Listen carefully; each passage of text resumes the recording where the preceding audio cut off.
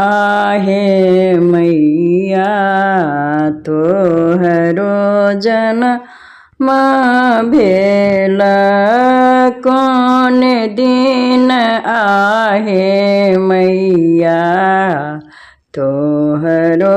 जन्म भेल कौन दिन भेल प्रचार हे आहे कौन दिन भेल प्रचार हे परिव दिन आहे मैया तोहरो जन्म भेल परिव दिन आहे मैया तोहरो जन्म भेल दूतिया के भेल प्रचार हे आहे दूतिया के भेल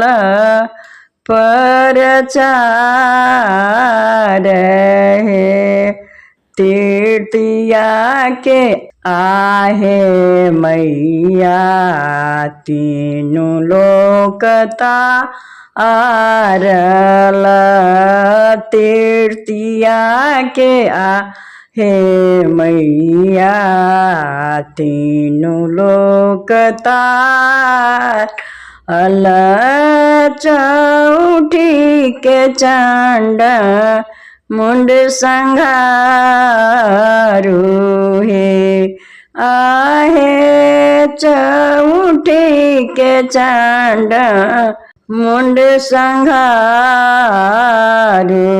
हे पंचमी के हे मैया रक्त बीज मारल पंचमी के हे मैया रक्त बीज मारल खष्टी मैखासुर संघारू हे आहे कष्ट महिषासुर संघारू हे सप्तमी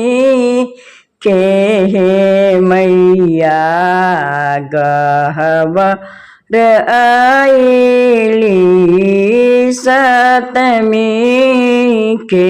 हे मैया गहवर आईली रच रच कैला सिंगार हे माँ रच रच कैला सिंगार हे अष्टमी के मैया जोगिन नचाओल अष्टमी के हे मैया जोगिन नचाओल नवमी के नवो रूप धारू हे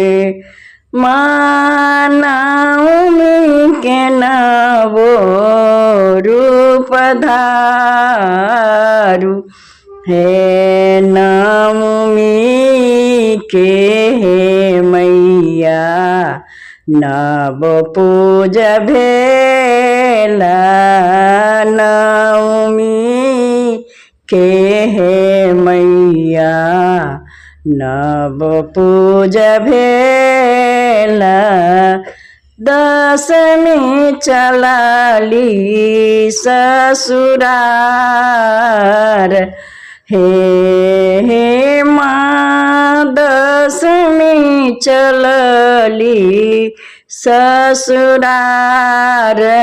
हे अपनो जे कान थी मैया जग के कनाबथी अपनो जे कान थी मैया